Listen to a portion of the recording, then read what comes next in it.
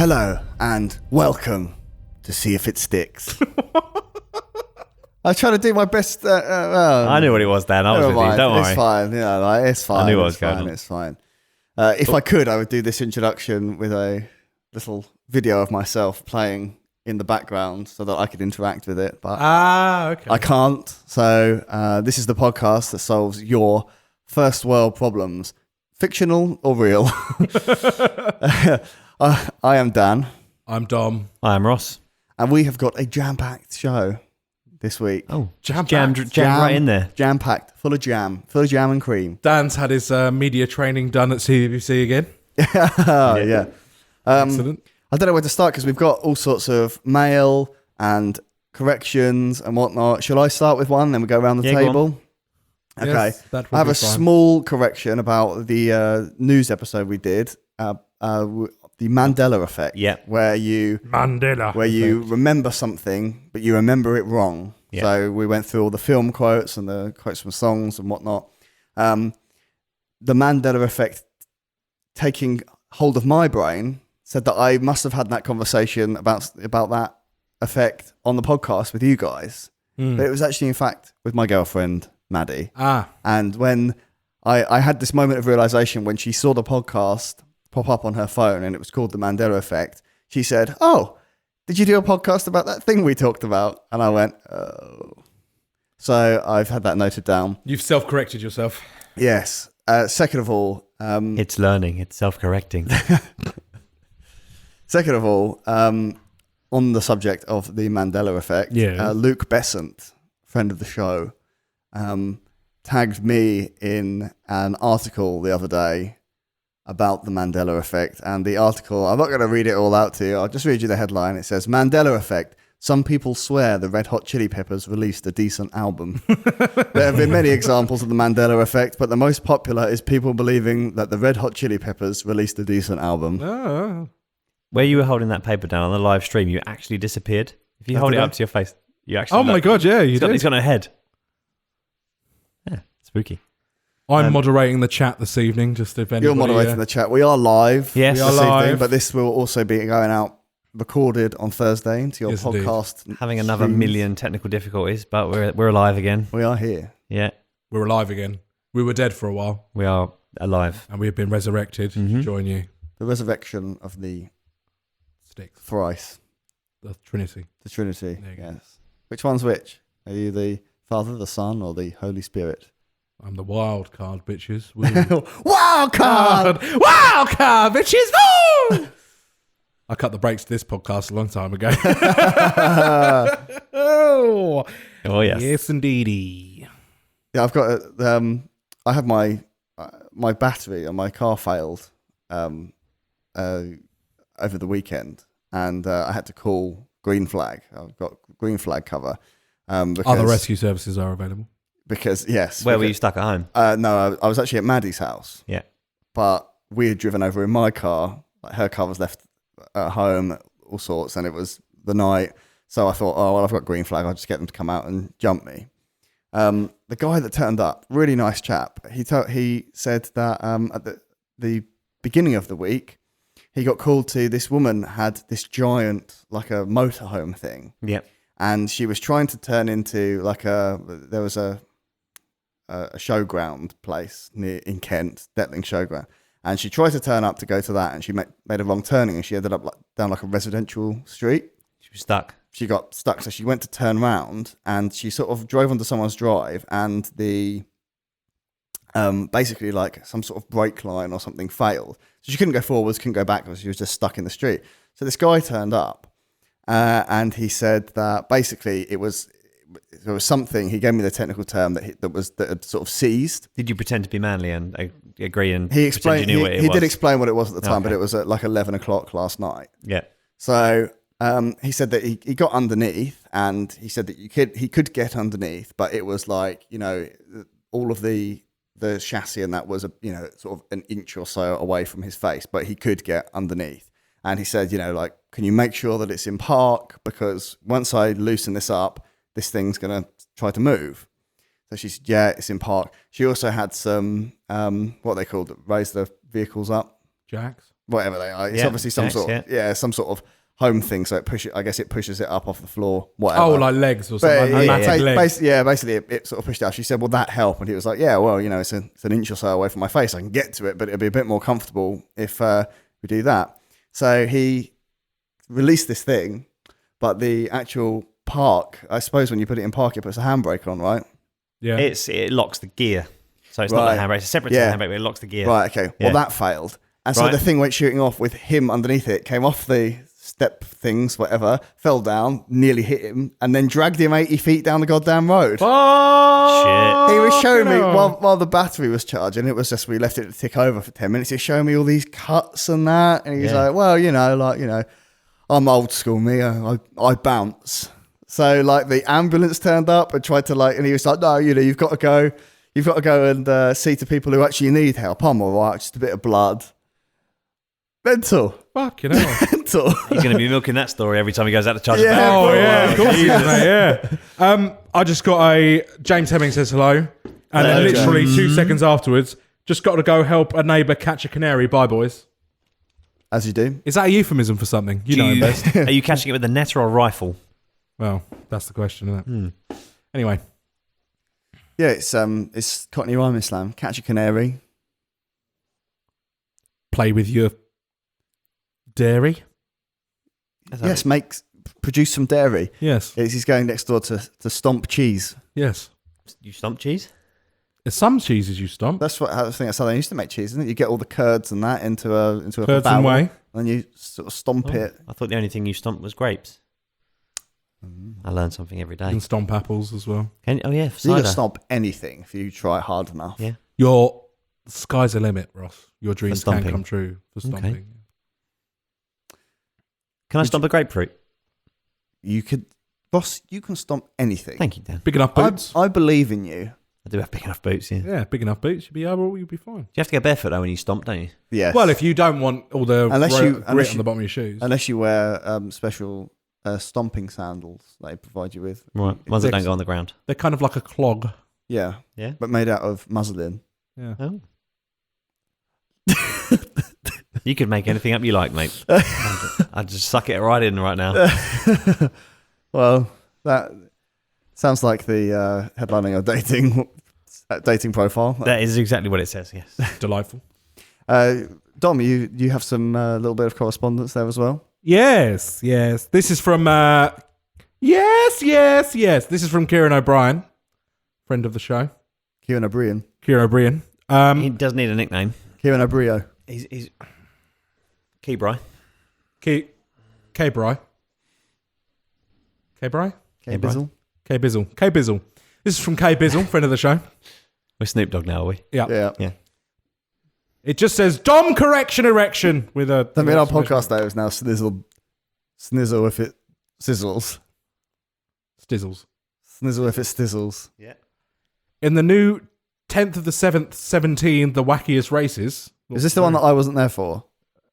Was it? 10th of the 7th. Yes. No.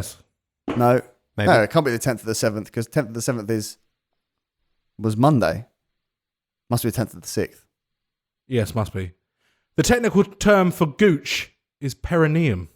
Oh. Is that how you say it? Yeah. I thought it was perineum. That sounds American. That sounds like an American way to say the same word. Aluminum. Perineum. Perineum.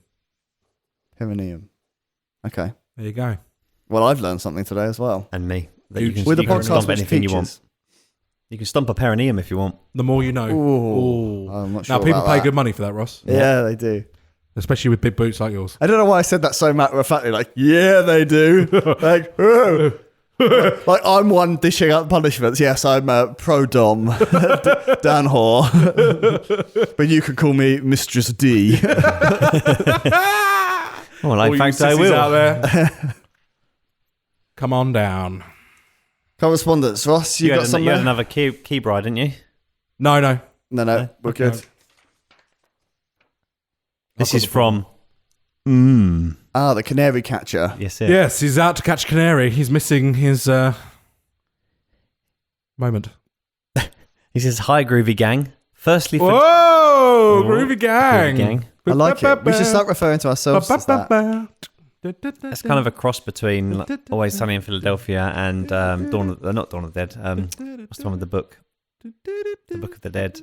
What's that one called? Evil Dead. Evil Dead. Groovy. I was thinking more like Buffy the Vampire Slayer because they were called the Scooby Gang.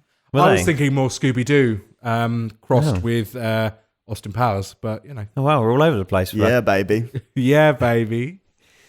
Do I make you Randy? Firstly, for Dom, and this is purely speculation, but was it Inner Space you were thinking of, or the older classic Fantastic Voyage 1966? Fantastic Voyage is what I was thinking of. Is that the one you were where thinking they shrink of? down a group of doctors and save a scientist from a brain clot? That's right. I hate to put my Mistress D boots on here. Go on. They're already on. Take those stilettos off. They're already on. Did James Hemming just correct my girlfriend? We're gonna have problems if this is how it's going. He can correct who he wants. If she's wrong, she's gonna get corrected. Well, I'm going next time I know that you're not allowed to correct her, but other people are. See him, I'm going to whip his perineum. Like the Pope, she is not infallible. Only when Dan's concerned. Yeah. And that's just good a survival tactic. Apparently, a remake is on the cards with Hugh Jackman and Will Smith. Okay. That's an odd pairing. That is an odd pairing, but I can get behind Hugh Jackman. I like Hugh Jackman. Yeah, we I all like William Smith. William J. Smith. Yeah. I mean, I enjoy a bit of Will. To the smizzy. Correction erection for Dan. Oh, right. Oh, now he's correcting me as well. He's correcting you. He's doing the whole... Daddy. He's doing the whole package. Yeah. Daddy are being corrected today. And it was Emilius from Bedknobs and Broomsticks, not Emmett Brown. Played by the legendary Disney actor David Tomlinson from Mary Poppins fame. Emmett Brown's the doctor from Back to the Future. Yeah. I can't believe I would have made that mistake. Says Emmett Brown was, of course, the lovable old crazy scientist who befriends teenage boys in the Back to the Future films, played by Christopher Lloyd, sent from my filmic mind palace. I cannot believe that I got that wrong because I know it's Emilius Brown. We watch Back to the Future at home all the time. We watch Bedknobs and Broomsticks at home all the time. Clearly, like with all of the pop culture shit knowledge that's knocking around in my brain, it's all just melding. They're all just I'm sort of melding into single characters. Bedknobs and Broomsticks feet Back to the Future. Yeah. Wouldn't you like to see that? I would like to see. Do you know what? I know people will be dead against it, but I was actually thinking while I was taking a shit this morning that I'm dead against that. That I think Back to the Future, as classic as it is, I think it's due a reboot. No, don't touch Heresy. Right? Because the thing is, you've got to do it while Michael J. Fox and Christopher Lloyd are still alive. Because basically what's going to happen is Michael J. Fox has led his happy life and, you know, got married and had the kids that, you know, look exactly the same as him and blah, blah, blah. Christopher Lloyd's disappeared off into the time stream and is with his weird looking kids. And his train wife. And his train, yeah. Sure you cannot leave the train! I'm sure they've been approached many, many a time every single year. But what I was thinking is what you got to do is like, you know, they've had kids and whatnot, and then I mean, how much time is going to go by with Emmett's with the Doc's house going sort of like uncared for? So then I figure that, you know, his kid, Michael J. Fox's kid, Marty's kid, or somewhere along that line, they're clearing out the house or whatever because, you know, he's clearly not coming back. And something happens. And they find the plans or whatever, or they find prototypes or something, and then they accidentally go back to the future or back in time or whatever. What would be a modern equivalent of the DeLorean? Ooh, they'd just put a Camaro in it. Good question. They'd put a Camaro in everything.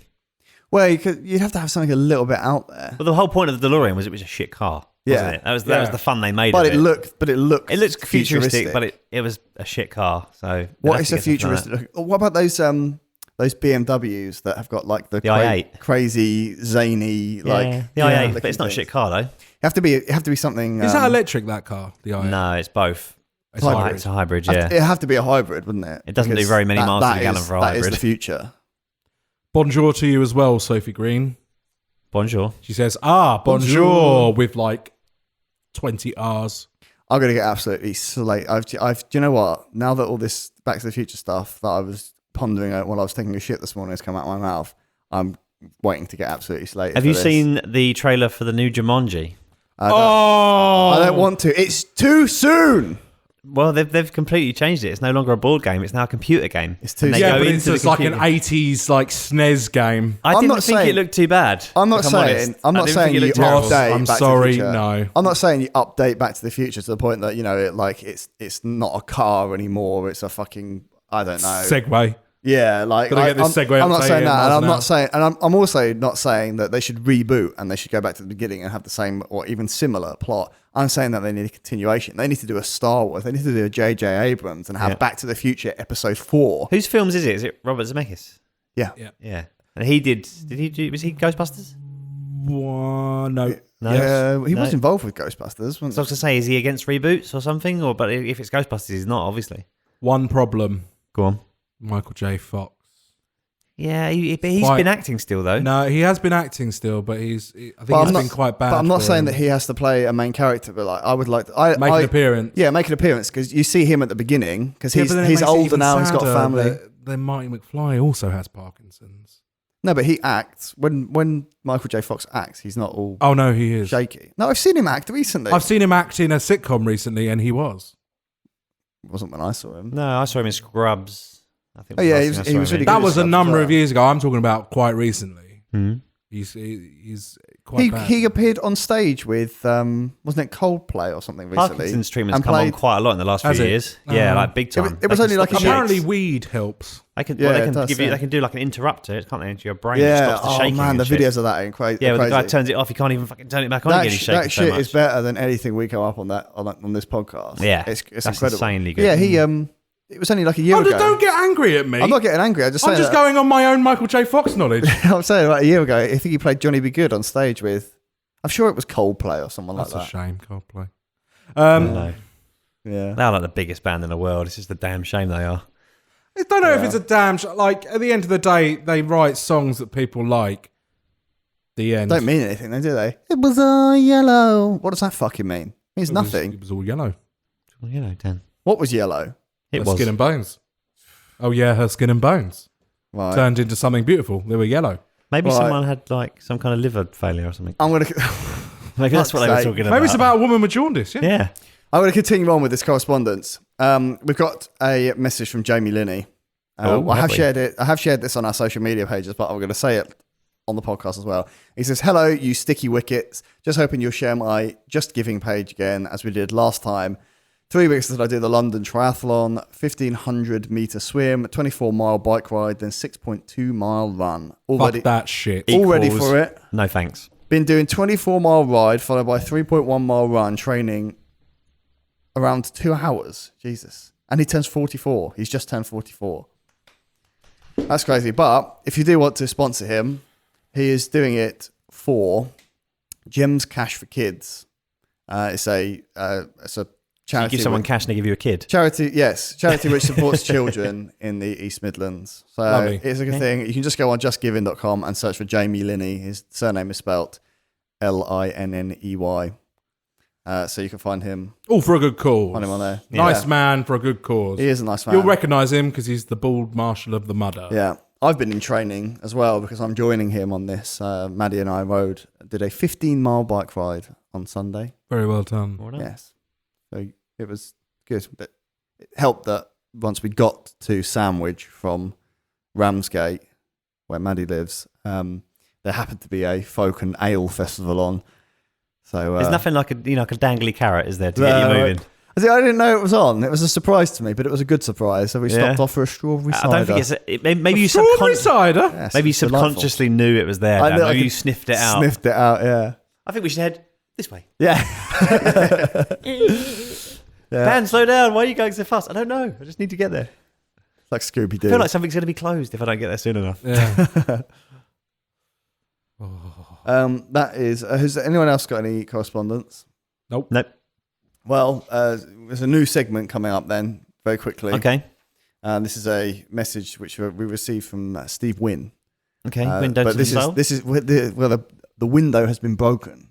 Oh God. And we're now out in the ether because Steve Wynn in our new segment. I just want to just a quick summary, please, Dominic.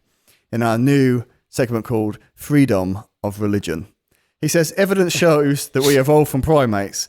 We are Evidence shows we evolved from primates. We are evolved primates, but religion states we were created in God's image a long time ago. So is God a monkey? God doesn't exist. Or if we go further back, far, far further, he could be an amoeba. God doesn't exist. And that's freedom. I called it freedom of religion, but it sounds like it should be called freedom from religion. Okay. Throw off the shackles of your religious oppressors and rise up into an age of enlightenment and fake news. I went to a christening yesterday and I had, you have to read these scripts, don't you? The water boil as you walk through the door. Yeah, pretty much. I walked in at one point and my mum said, it was like a little book rack for like the kiddies to read and all that. And one of the books was upside down. My mum was like, oh God, that book's upside down. It was affecting her brain slightly. So I went up and I turned the next book over upside down as well. And it had a cross on it. And it was upside down. And I got told off by my aunt for that. Uh-oh. And then you have to stand up on stage and say, I believe in God and I believe in Jesus. And you have to say it out loud because there's only 4 of you up there. Mm-hmm. Or you're a godparent. Oh, did you become a godparent? Yeah, I'm a godparent, yeah. See, that's why I don't know. Cringe-tastic. I don't know why I would ever have... I don't know if I could ever do that. I wouldn't do it. Who did you kill while you were becoming a godfather? Who did I kill? Do I supposed to sacrifice someone, was I? No. Yeah, it was the day of your nephew's christening. I don't know. Oh, sorry, yeah. Nobody. Oh. No. Okay. Nobody asked me for any favours. Oh. Oh, can I ask you for a favour now? Wedding day. It's the day of your daughter's wedding. What do you do on the day of your godfathering day? You kill the heads of the 4 families and mow green. Oh, okay. Yeah. I didn't kill any families. I was busy. God, Ross, don't you know anything about godfathering? I killed. Apparently not. I killed more than I needed to when I became a godfather. Yeah. This is my third one. I'm not a godfather. You're a third one. Well, they're all the same. They're all brothers. I'm just the same. I'm godparent to them all now. The whole clan. Well, they could have spread them out. Imagine if something did happen, you'd have to have 3. You get 3 kids. I did explain to them that is the beginning of a sitcom. It'd be a very short sitcom. It'd be the sitcom of me driving them to the adoption agency, all in one car. Jesus, yeah. What would the sitcom be called? Oh, I think that there's Rossi plus 3. I don't know. Well, it depends on what channel it's on, really. I don't know. If it's on like ABC Family, it would be called Rossi plus 3. Yeah, I think actually no, maybe like an ITV in the UK, like sort of comedy drama. Oh, you know what I mean? Because it would get emotional. Gilbert's Guys. Yeah. Yeah. Godparent Gilbert. What's hassling Gilbert? Godparent. Yeah, there's all sorts you could do. Well, congratulations, Ross. Well, if it ever happens... Ross, because if it's on ITV, he has to move to the country. Yeah. He has to move to the country. Well, he would need the room. So he'd be called Rustic Ross. And he would be you, car-loving city boy, moving out to the country. Yeah. You'd have a farmer mate. There'd be all sorts of hijinks. It'd be you coming to terms with living in the country plus having 3 children to look after at the same time. There'd be a love interest, probably the girl from the local shop. So Matilda died as well, did she? Oh no, this is fictionalised. This is a fictional show, man. Yeah. This isn't a reality show. Based on a true story. Based on a true story. There'd be a love interest to the girl from the shop. You know, there'd be all sorts of fucking shenanigans going on. She could be a cheesemaker. Yeah. She could be a local milkmaid or something. Oh, hello. Yeah, the whole shebang, and the kids could get themselves into all sorts of trouble. Hijinks. Oh, what they doing, scramping on up Farmer Jeffrey's field, and he gets out the gun, and it's a... You say scrumping? Scrumping. Yeah, one of them, and one making their escape, one of them gets stuck in the fence. Yeah. They can't get through. And the farmer fucking has a go, and then it's this teaching moment. You get back, and you make them apologise, and then they all have a little bit of a cry. Roll credits. Yeah, and then right at the end... Just when you sent them up to your room, you pull out this delicious, crisp apple from your pocket. And then the music comes on. Or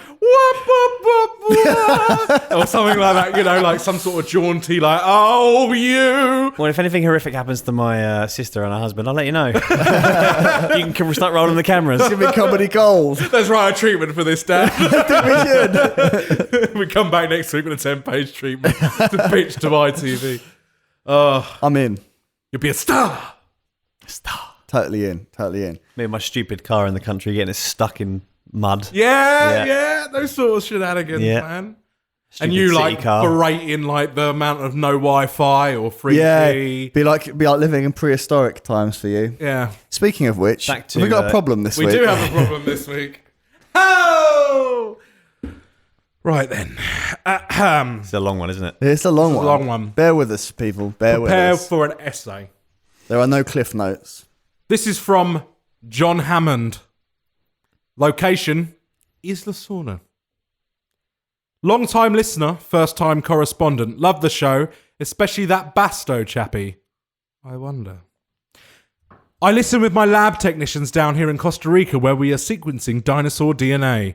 We take the blood from mosquitoes that were trapped in amber millions of years ago. Any gaps in the chain, we plug with the DNA of tropical tree frogs. I don't know much about biology. It's one of my weaker subjects. But this sounds like a recipe for disaster. It does. I'm going to say that before we get any further. It's cutting edge. I spared no expense. Oh, well, I'm going to open a park so people can come in and view the animals and buy lots of animal-shaped toys. It'll be great. And absolutely nobody having a poop will have their head bitten off. No. What I need your help with is plant life. This is the problem. That's when I have all my best ideas. This is the problem, right? What you need your help with is plant life. The Vegesaurs need to eat, and they need to eat plants that were around at the same time they were. We can't use the same techniques as the dinos, as mosquitoes don't tend to suck much blood from leaves. We don't want it to be in the embarrassing situation of having a film made about our exploits and not being able to explain this. So I turn to you. How do we get the plant DNA sorted? Now I must get going. I'm recording a short film that will play at the beginning of the tours. I kind of talk to a film version of myself as I stand in front of the tourists in real life. Although that would mean I'd have to be there in person for every tour. Hang on. I've not thought this through, have I? Oh well, I'm sure it'll be fine. What's the worst that could happen, eh? Yours, Jay Hammond. Well, I've been convinced that it's not going to be a disaster now. No, it sounds like a very safe and secure facility. Clever girl.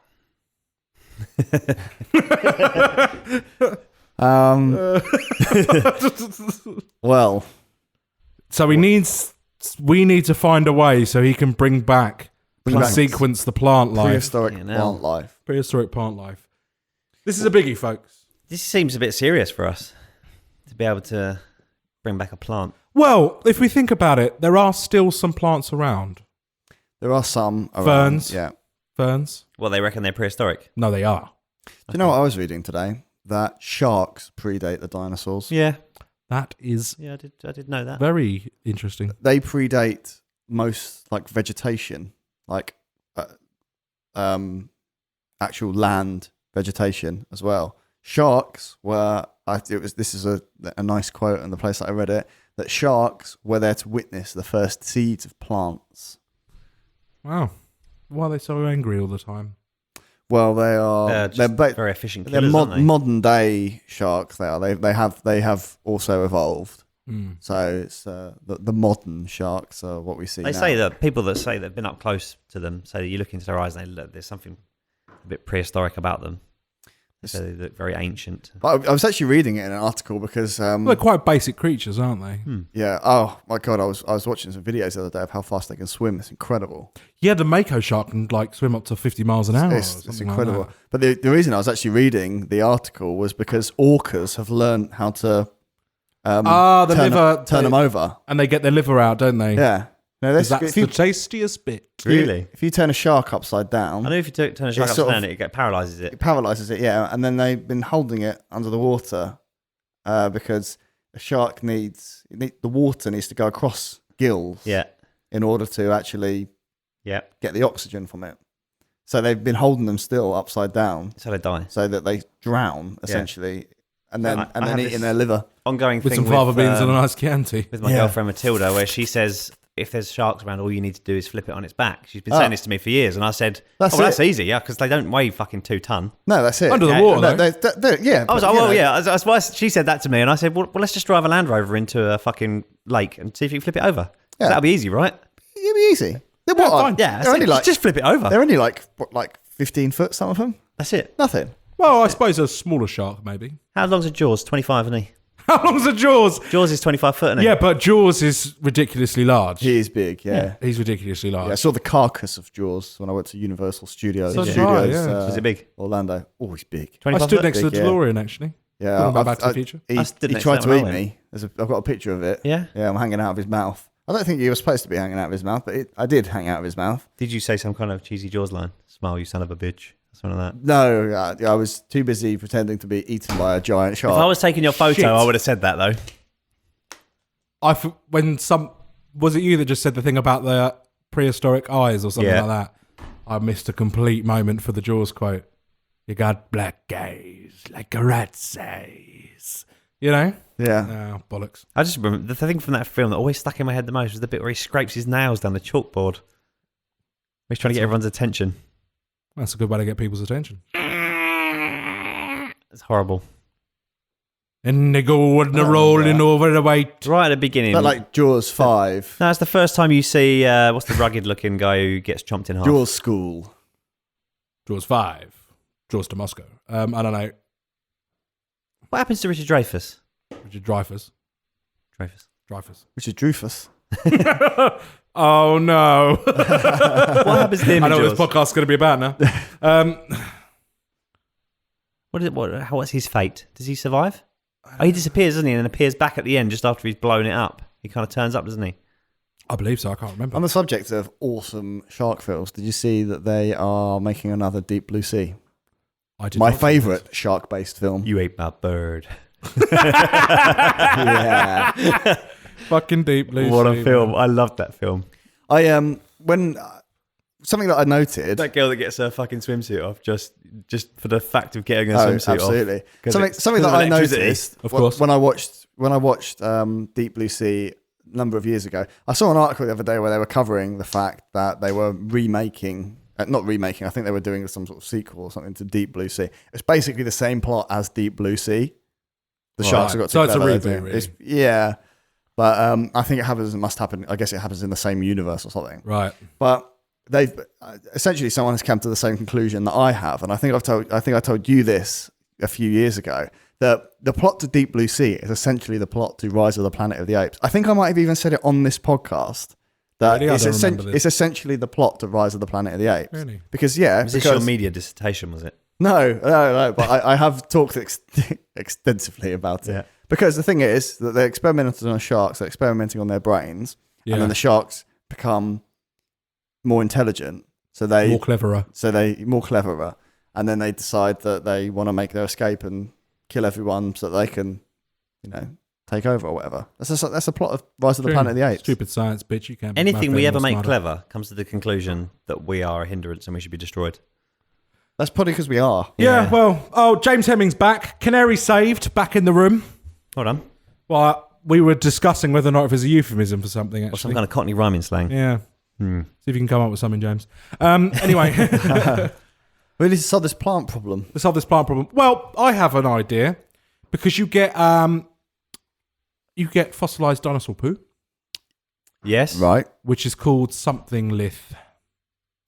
Poo? No, it's called Poo-lith? something lith. It's got a technical name. Poop-lith? Shit-lith? No. You're right. I just got Third something lith. Fecalith or something like that. I don't know.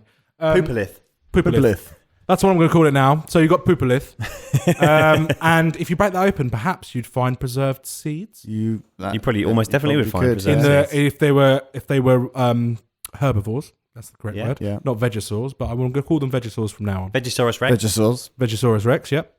So if you open up the poopalith of the Vegesaurus Rex and you get out some things, then possibly you could do the same deal as sequencing the genome. With some seeds, they would just fucking grow, wouldn't they? I don't know, after 100 million years. No, not. They'd be fossilized too. Yeah. But perhaps you could find some DNA inside there. Yeah. I don't know. That's my initial...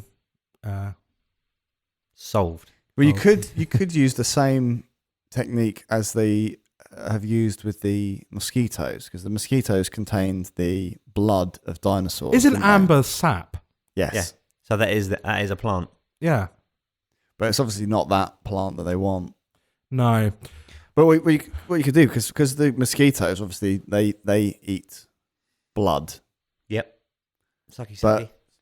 And then if John says that the mosquitoes have been encased in amber, so then they can drill in to extract the blood, surely there would be some insects which eat plants and eat plant-based materials, and they would also be encased in amber. Like ants. Yeah. Yeah, caterpillars. Yeah. Caterpillars love to munch on a leaf, don't they? Caterpillar. But that is a very, very rational and scientific way of doing it. Here's my other idea. Go on. Oh, time travel coming. Yes. We create a crack team of dinosaur hunting botanists. Right. We send them back in a DeLorean, perhaps, a train, who knows, to prehistoric times. And they have to get out of there and they have to take cuttings from these prehistoric plants. Would the cuttings survive the time travel? Of course process? they would, because they'd be put in hermetically sealed boxes. Right, okay. Tupperware to you and me. Yeah. Tupperware to you and me. Yep. Still fresh.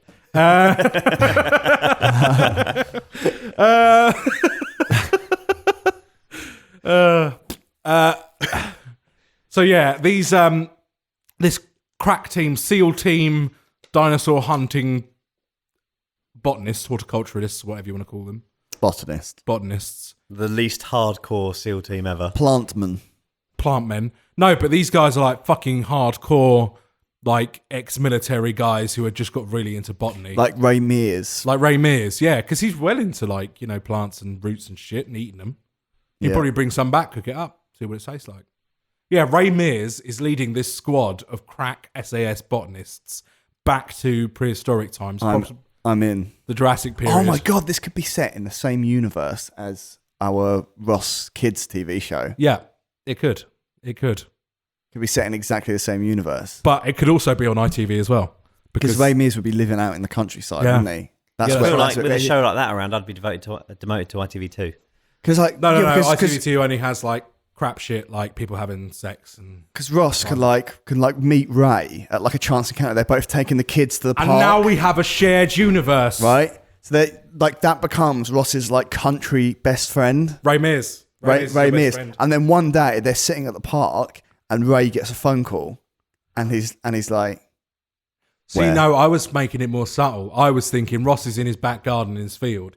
And you just see this helicopter come over and just land over Ray Mears' house, and nothing else is said about it. But then you see it from the other side in the Ray Mears show. The Ray Mears show. That's episode 1. Yeah. So we're springing off halfway through Ross and the Kids season 1, and then you think, what happened there? Where's Ray gone? And then Ray Mears. We need your help. Ray Mears, Plantman, begins. Plantman. I don't know if Plantman's a good name. I'm trying to think of something else. Shrubman. Shrub Patrol. Ray Shears.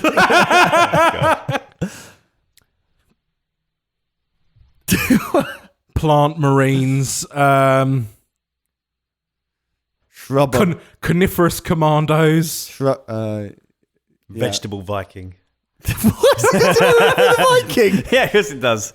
He's a Viking. He conquers things. He's the real Green Beret, could be the tagline. Green Berets. That's what it could be. Green Berets. And the tagline could be, it's not just their berets. Green Thumb Berets. Green Thumb. No, that's too. That doesn't scan. Right. Green Berets. And it's like. Doesn't scan. It's not just their berets that are green. Yeah. It didn't test well. It didn't test well, that one. It didn't test well. No. in the focus group that is my mind. The 30 voices in there all disagreed with you. And they're across a wide range of demographics. So. I'm totally in. I'm signing off on this. Yeah? Is that solved? That's solved. Yeah. I'm totally in. We've got 2 TV shows and a Back to the Future reboot out of this podcast. That's true. There you go. John Hammond. Get Ray Mears on side and his green berets. It's not just their thumbs that are green. That's not just their berets that are green. What are we talking about? The penises?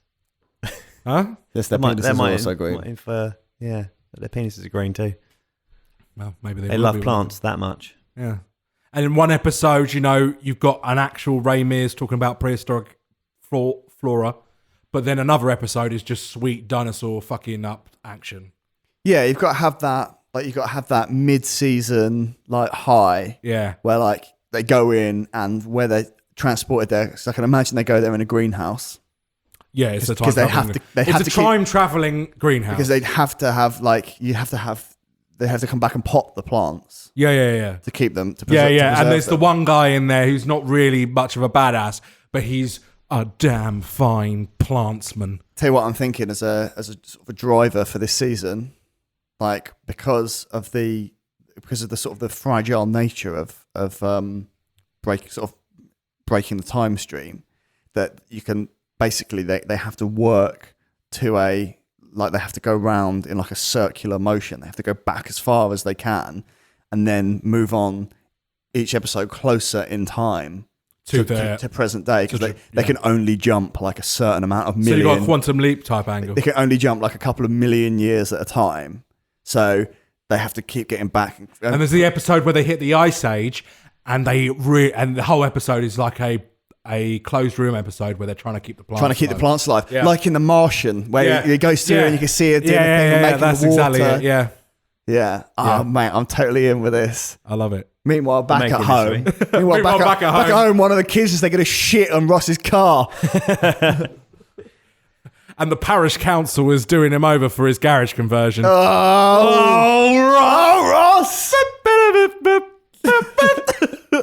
I'm up for it. Nice. Now, what's this episode going to be called? What is this episode going to be called? Ray Shears Plant Commando. We could call it that. I think so. Ray Shears Plant Commando. Yeah. Yeah, okay. Or do we name it whatever the show was named?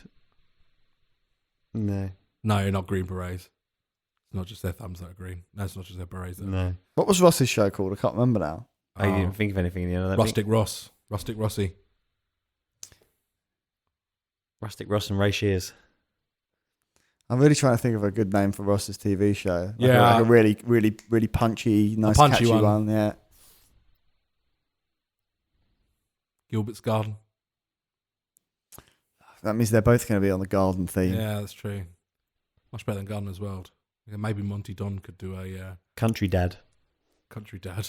How are you spelling country? I'm the country dad. Who's a country dad? We've got a theme tune. It would have to be a late evening show. Yeah. Country Dad. Country Dad. Trying to think of boy racer to plough something.